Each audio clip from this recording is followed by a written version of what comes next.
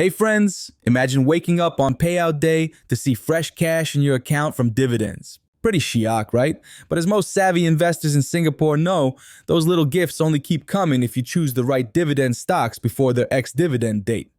And that process, while it can seem daunting, gets a whole lot easier when you follow a checklist. So today, let's put one of the mainstays of Singapore's stock market under the microscope.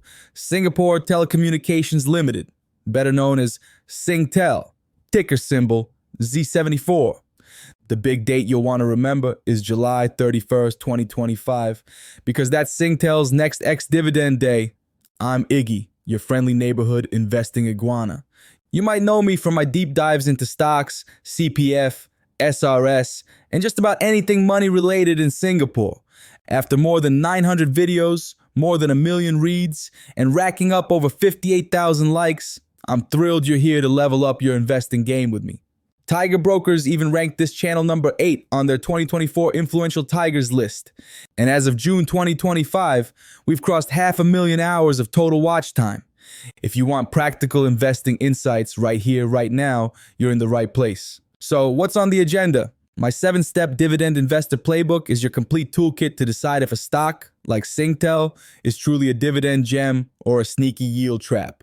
This isn't theory. I want you to walk away able to apply this playbook to any SGX dividend stock, starting with Singtel.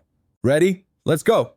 First, context. Singtel is one of the biggest telcos in Asia, not just Singapore, and it's become a fixture for reliable payouts. For this upcoming round, Ex-Dividend lands on July 31st. That means if you want to collect the next dividend, you must own the stock before that date. Let's dive into the checklist. Step 1. Basic details. You'll always start with the basics. Singtel, ticker Z74, sector telecoms, ex-date, July 31st, 2025.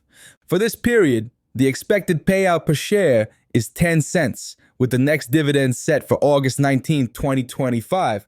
Note it down so you don't miss out. On to step 2, dividend yield. This is your first defensive wall.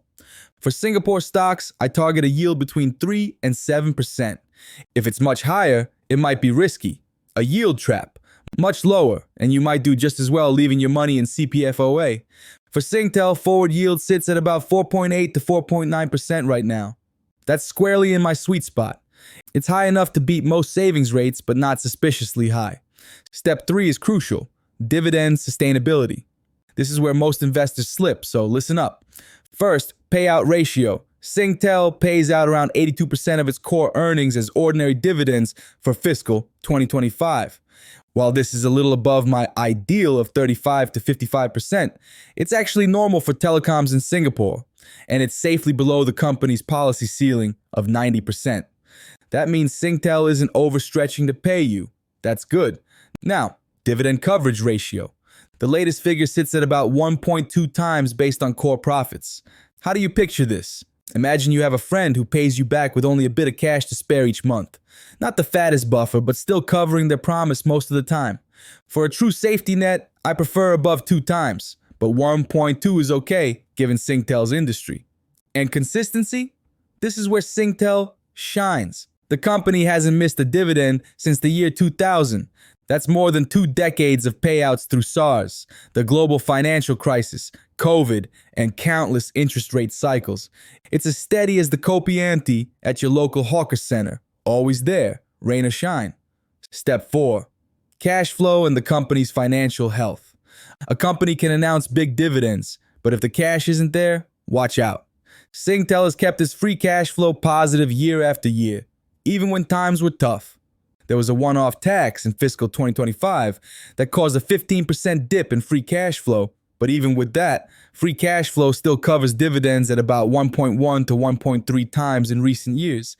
That's just on the edge for my comfort, so you want to monitor this in future quarters. Now let's talk about debt. Here's where Singtel really stands out. Their debt-to-equity ratio is currently between 0.33 and 0.37, depending on the latest filings. To put this into local context, peers like Globe Telecom in the Philippines have debt-to-equity at over 1.4, and the Asian telecom industry average ranges from 0.8 to 1.4. Singtel's use of debt is conservative, which means less risk for those relying on steady dividends. Low debt puts the company in a stronger place if borrowing costs spike or the economy slows.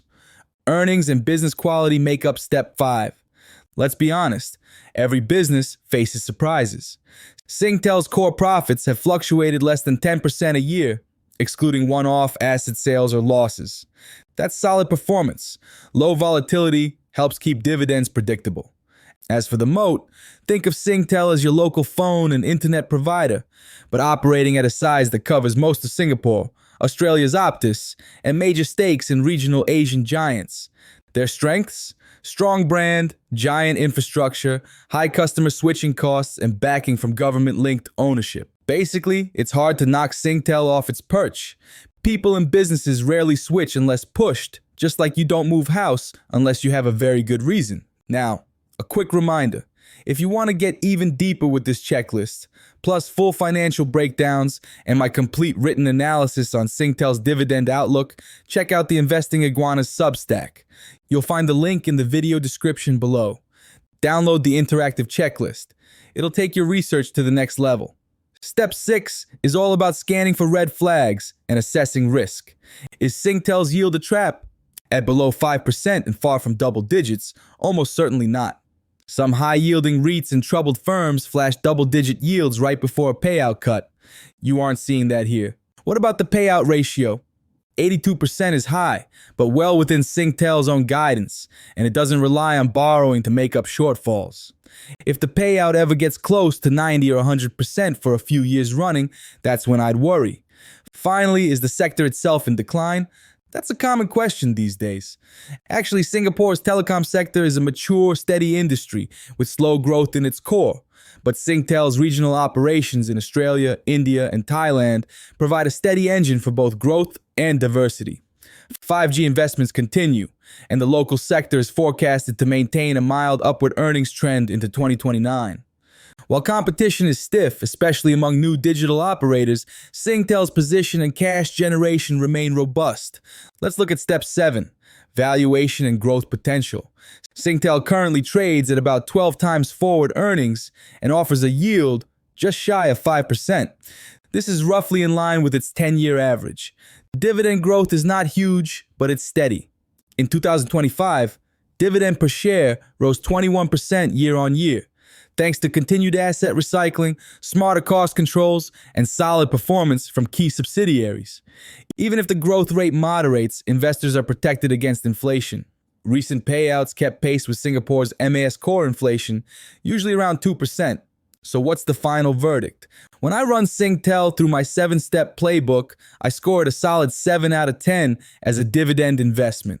It's got the yield, reliability, and low debt you want for a core CPFIS or SRS holding. Yes, the payout ratio is a bit higher than ideal, and cash coverage is at the lower end of comfort. But for a steady core holding, especially if you want dividends, you can almost set your watch to. Singtel ticks the right boxes. If you want turbocharged growth, look elsewhere. If you want a base for a defensive or income portfolio, especially given the company's conservative debt and long payout history, Singtel is still a serious candidate heading into the July 31st ex-dividend date. Here's the bottom line. We walked together through the entire 7-step playbook and applied it to Singtel using fresh, factual data. I hope you use this checklist again and again, whether you're looking at banks, REITs, or the next big telco. Want to dig deeper? Look for my video on dividend taxation in Singapore. It's the perfect next step if you're building an income portfolio for your CPF, SRS, or just want more cash in your pocket. Remember, if you found this video useful, please like, share, and subscribe to the Investing Iguana channel so you never miss my latest insights. And if you want to be truly ahead, our premium members get exclusive early access to every new video, often up to a week before the public. That means you'll be the first to hear about urgent market moves and get my full reports direct to your inbox. All that for just $1 a month, less than a cup of kopi. Think of it as a daily dose of financial wisdom delivered before everyone else. Want that early edge? Click the link in the description to join now. Thanks for tuning in. Use this playbook, invest confidently, and I'll see you in the next video.